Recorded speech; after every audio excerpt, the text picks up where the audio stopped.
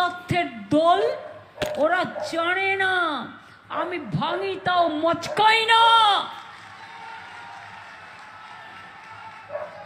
তাই বিজেপিকে বলে রাখি, যতই করো হামলা আবার জিতবে বাংলা। যতই করো হামলা তৃণমূল আবার জিতবে বাংলা। বলছিলাম কি মাননীয়া, বাংলা হারবে না বাংলা জিতবে সে বিষয়ে না হয় পরে কখনো আলোচনা করব।